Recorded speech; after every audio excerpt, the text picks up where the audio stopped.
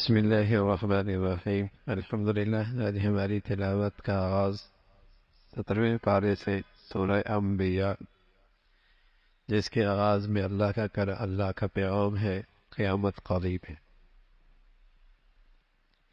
قیامت قریب ہے لیکن لوگ غفلت میں ہیں، نہ اس کی تیاری کرتے ہیں اور نہ ان اعمال کا اہتمام ہے جو مرنے کی زندگی کے بعد کام آنے والے۔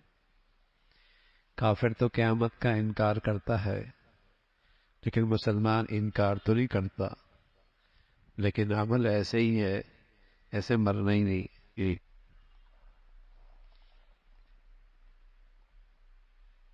اللہ کی طرف سے آئے ہوئے اس پیغام کو وہ مذاق کے انداز میں اڑا دیتے اور مسلمان آج سنی انسنی کر لیتے۔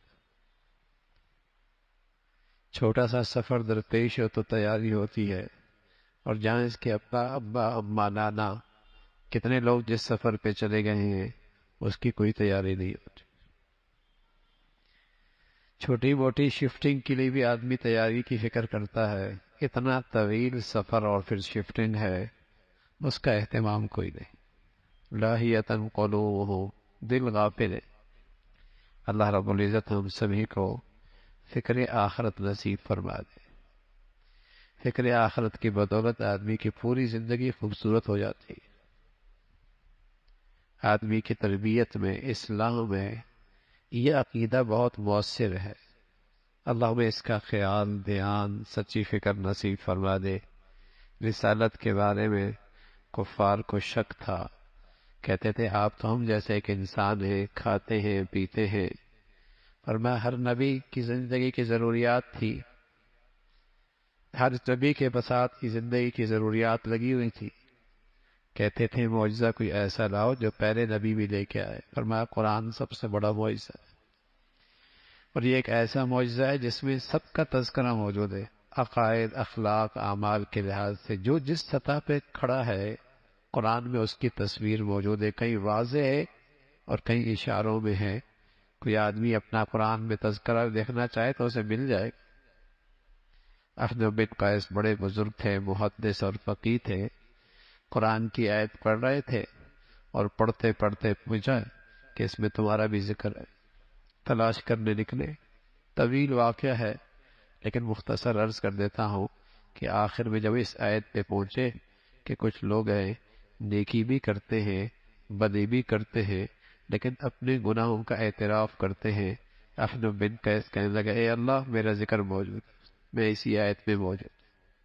نیکی بھی ہو جاتی ہے، برائی بھی ہو جاتی ہے، لیکن اپنے گناہ پہ اعتراف، نادم، شرمندہ ہو، یہ میری زندگی کی تصویر ہے۔ تو ہر شخص اس قرآن میں اپنا تذکرہ دیکھ سکتا ہے، کون کہاں کھڑا ہے عقیدے کے لحاظ سے، عمل کے لحاظ سے، اخلاق کے لحاظ سے، سوچ اور فکر کے لحاظ سے۔ اس قرآن میں سب تذکرے موجود ہیں، ناکام لوگوں کے تذکرے بھی ہیں، کامیاب لوگوں کے تذکرے بھی ہیں، اللہ کے دشمنوں کی بھی تذکرے ہیں، اللہ کے فرما برداروں کے بھی تذکرے ہیں، صحت مند ایمان کا بھی تذکرہ ہے، نفاق سے زندگی گزارنے والوں کا بھی اس میں تذکرہ ہے۔ پھر اللہ رب العزت نے ان لوگوں کا تذکرہ فرمایا جنہوں نے وقت کے پیغمبر کی تکذیب کی، اللہ کا عذاب جب ان پہ آیا تو اپنے عیش و عشرت کے محلات سے بھاگنے لگے۔ اللہ رب العزت نے فرمایا بھاگو نہیں، اب یہیں تمہاری موت ہے، اور انہی عیش و عشرت کے ٹھکانوں میں تمہاری موت کا سامان ہے۔ عذاب آیا، سارے کے سارے راکھ کی طرح ٹھنڈے ہو گئے۔ فرمایا الہ ایک ہے، معبود ایک ہے، ایک سے زائد ہوتا تو دنیا میں تو فساد برپا ہوتا۔ ایک کہتا گرمی ہونی چاہیے، دوسرا کہتا سردی ہونی چاہیے، ایک کہتا بیٹا دینا چاہیے، ایک کہتا بیٹی دینا چاہیے۔ الہ ایک ہے، اللہ کے سوا اور کوئی نہیں۔ رسول اللہ کا پیغام لے کے آتے ہیں، اور اللہ کی توحید کا پیغام لے کے آتے ہیں۔ اللہ کی قدرت کا منظر، آسمان اور زمین کا یہ سارا نظام، آسمان اور زمین ایک تھا۔ دنیا کی آج تحقیق بھی یہی کہتی ہے، لیکن اس قرآن نے صدیوں سال یہ پہلے بتائی۔ پھر اللہ نے اسے تقسیم کیا، فرشتوں کو اوپر ٹھہرا دیا، انسانوں کو زمین کے اوپر ٹھہرا دیا۔ یہ نظام بنایا، پھر اللہ نے پہاڑ گاڑ دیے، اس کے اندر پہاڑ بنا دیے، راستے بنا دیے، رات دن کا یہ نظام بنا دیے، لیکن ہر شخص نے مرنا ہے۔ اور دنیا میں اللہ نے راحت بھی دی ہے، تکلیف بھی دی ہے، لیکن راحت بھی امتحان ہے، تکلیف بھی امتحان ہے، اور اس امتحان میں کامیابی کیا ہے؟ راحت میں شکر کی زندگی ہو اور تکلیف میں صبر کی زندگی ہو۔ تو فرمایا اس دنیا میں یہی تو امتحان ہے، راحت بھی ہے اور تکلیف بھی ہے دونوں امتحان۔ سب نے اللہ کے پاس لوٹ کے جانا ہے۔ اللہ کے حبیب کو تسلی ہے کہ یہ ان کا سلوک آپ کے ساتھ جو مشرکین کا استہزاء کا ہے، یہ پہلے پیغمبروں کے ساتھ بھی لوگ اسی انداز کا سلوک اور رویہ اختیار کرتے تھے، لیکن ایک دن آنے والا ہے جہاں اللہ ترازو قائم کریں گے اور اعمال کا وزن ہوگا، تول ہوگا، اور وہی وزن بھاری ہوگا جس وزن میں اللہ کی رضا ہوگی، اور جس وزن جو عمل نبی کے طور طریقے کے مطابق۔ کسی عمل کے وزنی ہونے کے لیے اور کسی عمل کے صحیح ہونے کے لیے یہی دو بنیادی شرط ہیں کہ وہ کام اللہ کی رضا کے لیے ہو اور وہ کام شریعت کے مطابق۔ اگر ہے تو اللہ کی رضا کے لیے لیکن شریعت کے مطابق نہیں، تب بھی اس کا کوئی وزن نہیں ہے شریعت کے مطابق لیکن ریا اور نام و نمود کے لیے ہے، تب بھی اس کا کوئی وزن نہیں ہے۔ کسی عمل کے اچھائی کا معیار اور کسی عمل کے قبولیت کا معیار اور کسی عمل کے وزنی ہونے کا معیار یہ ہے کہ وہ عمل اللہ کے لیے ہو۔ مغرب کی رکعت 3 ہیں، 4 پڑھ لیں گے، 4 میں نیکی تو کر رہے ہیں، قرآن پڑھیں گے، لیکن عمل قبول نہیں ہو۔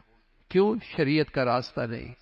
آج امت میں جو تقسیم ہے نا، اور فرقہ بندی ہے نا، اور گروہ بندی ہے نا، اس کی وجہ یہی ہے کہ یا اللہ کی رضا چھوڑ دی یا شریعت کا طریقہ چھوڑ دی، یا اللہ کی رضا چھوڑ دی یا شریعت کا طریقہ چھوڑ دیا، اپنی خواہش، اپنا فرقہ اور اپنا مزاج اس کو دین کا حصہ بنا دیا، امت ٹکڑوں میں تقسیم ہو گئی۔ فرمایا کل عمل کا وزن یہی ہے کہ اللہ کی رضا کے لیے ہو، شریعت کے مطابق ہو، اس کا تذکرہ۔ پھر حضرت ابراہیم علیہ السلام اپنی قوم کو سمجھاتے ہیں، جن بتوں کی تم پرستش کرتے ہو اور ان کے گرد اعتکاف کیے بیٹھے ہو، یہ نہ سنتے ہیں، نہ دیکھتے ہیں، نہ نفع پہنچا سکتے ہیں، نہ تمہیں نقصان سے بچا سکتے ہیں۔ تمہاری عقل نہیں ہے کیا؟ تمہیں سمجھتے نہیں؟ لیکن کہاں؟ کہتے ہیں ہمارے آباء و اجداد یہی کرتے تھے۔ ابراہیم علیہ السلام نے فرمایا یہ دلائل تو سمجھنے والے نہیں، ان کو عملی لحاظ سے سمجھانے کی ضرورت ہے۔ ایک دن وہ اپنی خوشی کے دن سارے کے سارے، ایک تہوار تھا، پوری قوم باہر نکلی۔ ابراہیم علیہ السلام نے ہاتھ میں کلاڑا لیا اور ان کے بت خانے میں داخل ہوئے، اور بت خانے میں جا کے داخل کسی کی گردن اڑائی، کسی کا بازو توڑا، کسی کی ٹانگ توڑی، اور کسی کو 2 ٹکڑے کیا، اور ایک جو ان کا بڑا بت خانے میں تھا اس کے کندھے پہ کلاڑا رکھ دی۔ جب قوم آئی اور اپنے خداؤں کا یہ حال دیکھا، کہنے لگا ہاں ایک نوجوان ہے جو ہمارے معبودوں کا تذکرہ اچھا نہیں کرتا، جس کا نام ابراہیم ہے، اسی نے کیا ہوگا۔ ابراہیم علیہ السلام کو گرفتار کر کے لایا گیا، تم نے کیا ہے؟ فرمایا اس سے پوچھو نا، ان سے پوچھو، تف ہے تم پر، جو اپنے آپ کو نہ بچا سکے تمہیں کیا بچائیں؟ جو اپنی مدد نہ کر سکے وہ تمہاری کیا مدد کرے؟ اف لکم، تف ہے تم پہ۔ لیکن ضد، عناد، عقل کے اندھے نہیں سمجھ میں آئی۔ نمرود وقت کا بہت بڑا بادشاہ، ظالم، آگ کا جلائی گئی۔ ابراہیم علیہ السلام کو آگ میں ڈالنے کا فیصلہ ہوا، عبرت کا نشان بنائے ہمارے معبودوں کے ساتھ یہ کیا سلوک کیا ہے۔ اللہ اللہ ہے، انہوں نے مارنے کی تدبیر کی، اللہ نے بچانے کی تدبیر کی۔ آگ تو ایسی جل رہی ہے کہ فضا میں پرندہ بھی اڑے تو وہ بھی جل کے آگ میں آ جائے۔ اب اتنی بڑی آگ جلائی تو سمجھ میں نہیں آ رہا قریب کیسے جائیں، ڈالے کیسے؟ اس زمانے کے اندر منجنیق، جو اس کی نئی شکل توپ ہے، توپ میں ڈال کر پھینکا گیا۔ لیکن مخلوق، آگ بھی تو اللہ کی مخلوق ہے، نہ چاہے تو کہاں جلا سکتی ہے؟ اللہ کا حکم نہ آئے تو کہاں جلا سکتی؟ چھری کاٹتی ہے نا، اسماعیل کو تو نہیں کاٹا۔ سمندر اور دریا ڈبو دیتے نا، موسیٰ علیہ السلام کو لشکر کو تو نہیں ڈبویا۔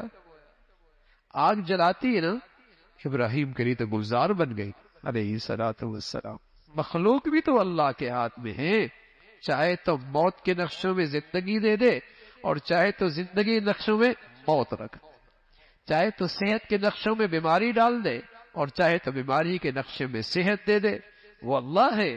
چاہے تو ذلت کے نقشوں میں عزت دے دے اور چاہے تو عزت کے نقشوں میں رسوا اور ذلیل کر دے، چاہے تو معاش اور معیشت کے اسباب و وسائل میں بہکاری بنا دے اور چاہے تو اللہ رب العزت اپنے رزق کے خزانے اپنے خزانوں سے دے دے، اس کی شان ہے۔ تو یہ کہانیاں نہیں ہے قرآن میں، یہ اللہ اپنا تعارف کرانا چاہتا ہے اور اپنی ذات پہ یقین پیدا ہو جائے، اس لیے یہ سبق دیا گیا۔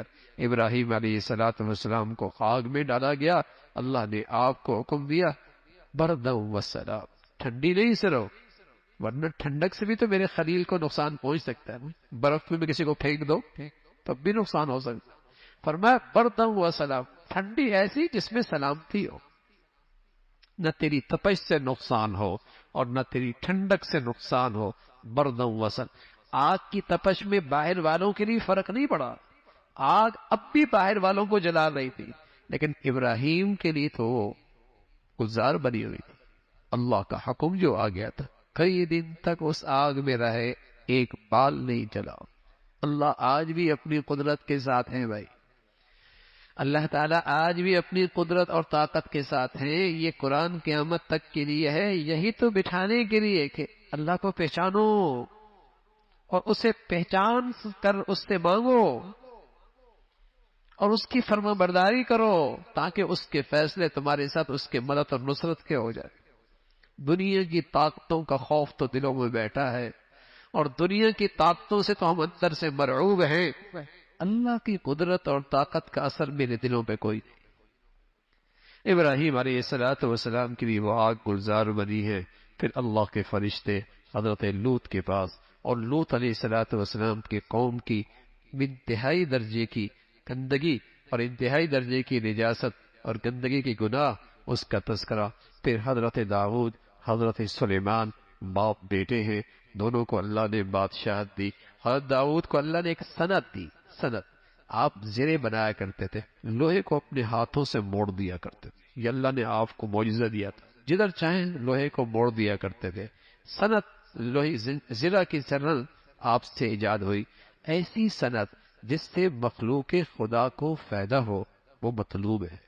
ایسی صنعت، ایسی صنعت، ایسی چیزوں کی ایجادات جس سے مخلوق خدا کا فائدہ ہو، وہ مطلوب ہے، وہ مطلوب ہے اگر صحیح نظریے کے ساتھ اسے اختیار کیا جائے۔ اس کا تذکرہ فرمایا، حضرت سلیمان علیہ الصلوۃ والسلام کا تذکرہ، پھر مختلف انبیاء کا، اور حضرت یونس کا تذکرہ، ذو مچھلی والا نبی، اور پھر مچھلی کے پیٹ میں ایک دعا کی، لا الہ الا انت سبحانک انی کنت من الظالمین۔ یہ حضرت یونس کی دعا ہے، اس دعا کی بدولت اللہ نے انہیں اس مشکلات سے نکالا۔ سمندر کی تہ میں تھے، مچھلی کے پیٹ میں تھے، رات کا اندھیرا تھا، سننے والا کون ہے؟ اللہ۔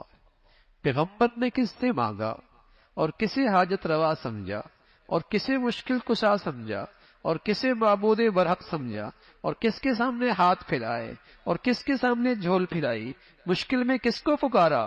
اللہ کو۔ یہی تو ایمان والے کے لیے سبق ہے، اور یہ مقبول دعا ہے۔ کسی بھی حاجت میں یہ دعا کی جائے یقین کے ساتھ، اللہ تعالیٰ قبول فرماتے ہیں۔ اس کا تذکرہ فرمایا، پھر اللہ رب العزت نے آخرت کا تذکرہ فرمایا۔ سارا نظام پھر سمیٹ لیا جائے گا، جیسے ابتدا میں انسان پیدا ہوا تھا، پھر یہ سارا نظام دنیا کا سارا لپیٹ لیا جائے گا۔ اس کا تذکرہ، آپ علیہ الصلوۃ والسلام کی خاص شان، ساری انسانیت کے لیے اللہ نے رحمت بنایا ہے۔ اے نبی، آپ یہ دعا کریں کہ اے اللہ حق کا فیصلہ فرما دے۔ اس دعا کے ساتھ اس سورت کا اختتام ہے۔ پھر سورہ حج ہے۔ سورہ حج کے آغاز میں قیامت کا تذکرہ ہے۔ سخت زلزلہ ہوگا، اتنا سخت زلزلہ ہوگا کہ دودھ پلاتی مائیں اپنے بچوں کو بھول جائیں گی، حاملہ عورتیں اپنا حمل گرا دیں گی۔ ایسا خوفناک دن آنے والا ہے، اور سارے جنگل کے درندے شہروں کی طرف اس کا تذکرہ فرمایا۔ اور یہ اللہ کے لیے مشکل نہیں ہے، انسان اپنی تخلیق پہ غور کرے، کہا انسان اپنی تخلیق پہ غور کرے، ایک نطفے سے، اور وہ نطفہ کس سے بنا؟ مٹی سے، اس مٹی کے اندر زندگی موجود ہے، اس سے ایک نطفہ بنا، پھر نطفہ خون سے بنا، نطفہ خون کس سے بنا؟ مٹی سے بنا، مٹی کی غذا سے بنا، اس سے ایک نطفہ بنا، اور اس سے اللہ رب العزت نے پھر گوشت بنایا، پھر ہڈیاں بنائی، اور پھر ایک بچہ بنا، اور پھر بچہ جوان ہوا، کچھ تو بڑھاپے تک پہنچتے ہیں، کچھ اس سے پہلے مر جاتے ہیں۔ جو انسانی زندگی پر یہ سارے ادوار لا سکتا ہے، اس ذات کے لیے دوبارہ زندہ کرنا کیا مشکل، اور یہ سارے ادوار سے تو انسان خود گزرا ہے، ان سارے حالات سے تو انسان خود گزرا ہے۔ اس کا تذکرہ، پھر ان لوگوں کا تذکرہ فرمایا جو اللہ کی بندگی تو کرتے ہیں لیکن کنارے پہ، ان کی نظر مفادات پر ہوتی ہے، ان کی نظر مفادات پر ہوتی ہے کہ اگر مفادات دین اور بندگی کے ساتھ پورے ہو رہے ہیں تو اسلام کے علم بردار اور اسلام کے دعوے دار، اور جہاں ان کے مفادات پہ زد پڑتی ہے یہ بھی اسلام ایمان سے دستبردار ہو جاتے ہیں۔ خود غرض لوگ ہیں، خود غرض لوگ ہیں، مفاد پرست لوگ ہیں، دنیا کے طالب لوگ ہیں، بندگی تو صرف مفادات کے لیے کرتے ہیں، اور جہاں مفادات پہ زد پڑتی ہے وہاں بندگی چھوڑ دیتے ہیں، وہاں اللہ کا حکم چھوڑ دیتے ہیں، وہاں اللہ کی فرما برداری چھوڑ دیتے ہیں۔ ان کی فرمایا دنیا آخرت میں رسوا ہوں گے۔ پھر تذکرہ فرمایا مختلف قسم کے لوگ ہیں نا، یہودی بھی ہیں، عیسائی بھی ہے، مجوسی بھی ہے، صابی بھی ہے۔ صابی ابراہیم علیہ السلام کے زمانے میں ایک فرقہ تھا جو ستاروں کی پرستش کرتا تھا، اور مجوسی جو آگ کی پرستش کرتے تھے۔ یہودی، عیسائی اور ایمان والے، فرمایا ان کے درمیان کل قیامت میں اللہ فیصلہ فرمائیں گے۔ دنیا میں تو کر چکے، لیکن کل قیامت میں ایسا فیصلہ فرمائیں گے کہ ہر آدمی سر کی آنکھوں سے دیکھے گا کامیاب ناکام کون ہے۔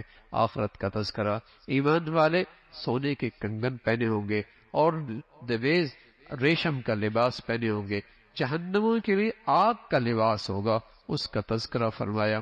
پھر حضرت ابراہیم علیہ السلام کو اللہ نے حکم فرمایا تھا کہ آپ حج کا اعلان کر، سورہ حج اسی نسبت سے حج کا اعلان فرما دے، اور اس آپ کی آواز پر لوگ دور دراز سے آئیں گے، حج پہ آئیں گے، اور یہاں کے روحانی مادی نفع سے فائدہ اٹھائیں گے، اس کا تذکرہ فرمایا۔ ابراہیم علیہ السلام نے آواز لگائی، اور جو جہاں تھا، ماں کے پیٹ میں تھا یا باہر تھا، لبیک کہا تو اس نے وہاں پہنچنا ہے، وہ پہنچ کے رہے گا، وہ پہنچ کے رہے گا۔ پھر قربانی ہر قوم کی ہے، اللہ رب العزت کو صرف عمل کی صورت پسند، عمل کی صورت مطلوب نہیں اللہ کو تو عمل کی روح پسند ہے، اور روح کیا پسند ہے کہ کس جذبے کے ساتھ کر رہا ہے، کس لیے کر رہا ہے۔ محض قربانی گائے کی نہیں، بکرے کی نہیں، صورت پسند نہیں، یہ قربانی کر کس لیے رہا ہے، اس سے مقصود اس کا کیا ہے، جذبہ کیا ہے۔ فرمایا عمل کی صرف ظاہری شکل مطلوب نہیں، اس کے اندر کی روح بھی مطلوب ہے، اور وہ ہے اللہ کی رضا، اللہ کو راضی کرنے کا سچا جذبہ۔ پھر مسلمانوں کو جہاد قتال کی جو سب سے پہلی آیت ملی، 70 آیتوں میں مسلمانوں سے کہا صبر صبر، اف درگزر اف درگزر، لیکن جب مسلمانوں کی مدینہ میں وہ قدم مضبوط ہو گئے، پھر اللہ نے حکم فرمایا اب تمہیں قتال کی اور اب تمہیں جہاد کی اجازت ہے، اور سب اس لیے ہے کہ اگر یہ نہ ہو تو پھر شر اور فساد دنیا میں ایسا پھیلے گا، کوئی عبادت خانہ محفوظ نہیں رہے گا، کوئی عبادت خانہ محفوظ نہیں رہے گا، کوئی خانہ خدا محفوظ نہیں رہے گا۔ اور فرمایا جب مسلمانوں کو دنیا میں اللہ غلبہ نصیب فرماتا ہے تو ان کی حکومت کا دستور کیا ہوتا ہے، اور ان کا حکومت کا آئین کیا ہوتا ہے، اس کا تذکرہ فرمایا۔ اقام الصلاۃ، وہ نماز کا نظام قائم کرتے ہیں، وآتوا الزکوٰۃ، زکوٰۃ کا نظام قائم کرتے ہیں، وامروا بالمعروف، وہ نیکیوں کو فروغ دیتے ہیں، ونہوا عن المنکر، اور ان کے زمین پر اللہ کی نافرمانی کرنا مشکل ہو جاتی ہے۔ یہ اسلامی حکومت کا نظام حکومت ہے، دستور حکومت ہے، آئین حکومت ہے کہ وہ نظام نماز کا نظام جو اللہ کا سب سے بڑا فریضہ ہے اور اللہ کا بندوں پر سب سے بڑا حق ہے، اور زکوٰۃ کا فریضہ، اور پورے معاشرے میں معاملات، معاشرت، لین دین، کمانے میں اور سب میں اس میں برائیوں کو سدباب اور نیکیوں کو فروغ اور نیکیوں کی حوصلہ افزائی، یہ ایک اسلامی حکومت کی ذمہ داری ہے، اس کا تذکرہ فرمایا۔ پھر فرمایا اللہ کے مجرموں کا زمین پہ چل پھر کے دیکھو ان کا انجام کیا ہے۔ نیکوں کے لیے اللہ نے جنت رکھی ہے، نافرمانوں کے لیے ذلت اور رسوائی کا عذاب ہے۔ اللہ بہت بڑے ہیں، زمین و آسمان کا یہ سارا نظام اس پر گواہ ہے۔ جن کی تم عبادت کرتے ہو وہ تو نہ نفع دے سکتے ہیں نہ نقصان، وہ تو ایسے بے بس ہیں، اگر ان کے سامنے رکھی ہوئی کوئی چیز سے کوئی مکھی بھی لے کے چلی جائے تو یہ اس مکھی سے واپس چیز بھی نہیں لے سکتے۔ ایسے کمزور تمہارے معبود ہیں، ایسے عبادت کرنے والے بھی کمزور اور ان کے معبود بھی کمزور۔ یہ مشرک شرک کیوں کرتا ہے؟ اللہ کو نہیں پہچانتا۔ اگر اللہ کو پہچانتا تو اللہ کا کسی کو شریک نہ ٹھہراتا۔ اللہ کو نہیں پہچانتا نا، اس لیے اللہ کے شریک ٹھہراتا ہے۔ پھر اللہ نے ایمان والوں کو تلقین فرمائی، اللہ کے راستے میں اپنی جان کی بازی لگاؤ، نماز کا اہتمام کرو، زکوٰۃ کا اہتمام کرو، پھر اللہ کی مدد اور نصرت تمہارے ساتھ ہے۔ اللہ عمل کی توفیق نصیب فرمائے۔